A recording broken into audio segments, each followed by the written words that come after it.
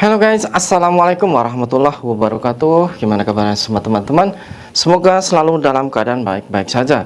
Oke, kali ini ada sebuah kisah, sebuah kejadian yang saya rasa ini bisa saja terjadi di Taiwan ataupun juga di Hong Kong. Karena kalau di Taiwan, saya rasa ini lebih banyak ya yang suka melakukan hal seperti ini. Yang mana di sini ada sedikit kronologi seperti ini. Pada minggu kemarin siang,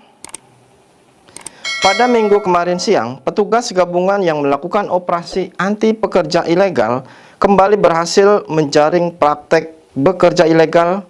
Kali ini dilakukan oleh 2 orang PRT asing asal Indonesia. Kedua PMI tersebut kedapatan berjualan makanan di jembatan penyeberangan Mongkok. Waduh, ini ternyata dari dulu padahal sudah ada yang sampai ketangkep ya, dan tahu itu adalah melanggar undang-undang. Namun sekarang masih ada juga yang berjualan seperti itu. Dan mungkin kebetulan saja si mbaknya sedang apes. Kebetulan ada razia untuk pekerja ilegal, dan tanpa sengaja mungkin si mbaknya itu tidak sadar bahwa ada berita tersebut. Akhirnya tertangkaplah kedua mbak TKW tersebut. Atas perbuatannya tersebut, saat tengah menjalani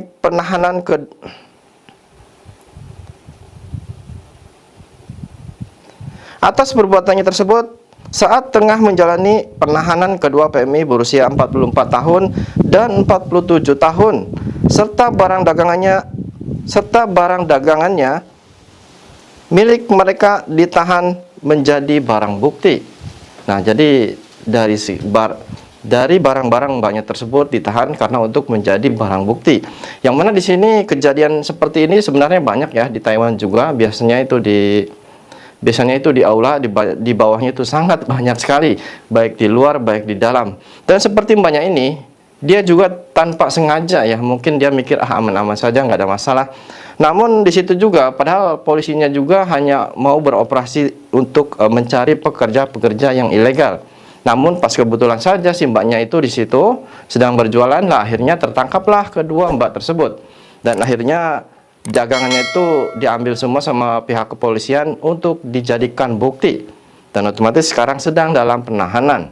Nah, jadi dari kisah ini dan dari kejadian ini, untuk kalian baik di Taiwan baik di Hong Kong, apakah masih mau berjualan seperti ini? Kalian untung nggak seberapa, namun setelah tertangkap seperti ini, kalian bukan hanya akan terkena masalah hukum, namun juga kalian pasti akan dideportasi dan di blacklist. Gimana coba?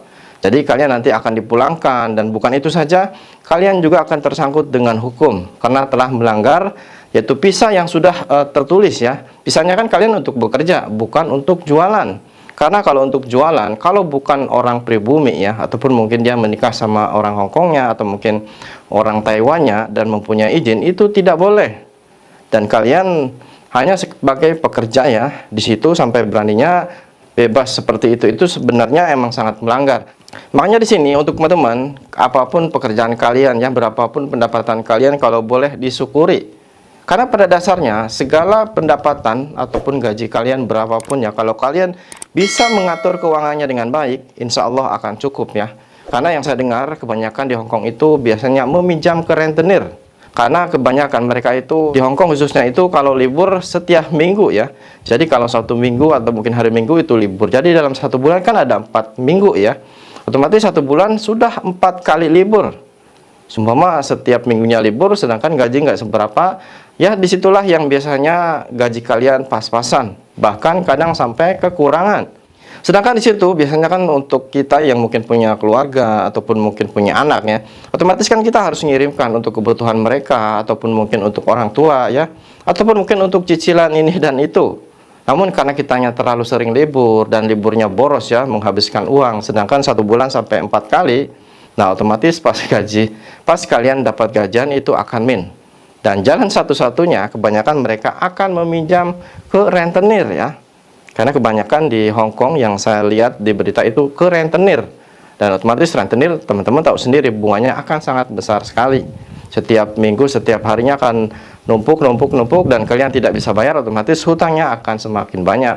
Makanya di sini untuk teman-teman, dari kisah ini bisa menjadi pembelajaran syukuri apa yang ada. Berapapun gaji kalian, atur keuangannya dengan baik. Saya yakin itu akan cukup dan membuat kalian itu merasa nyaman. Saya Ron Saputra, Suara TKI.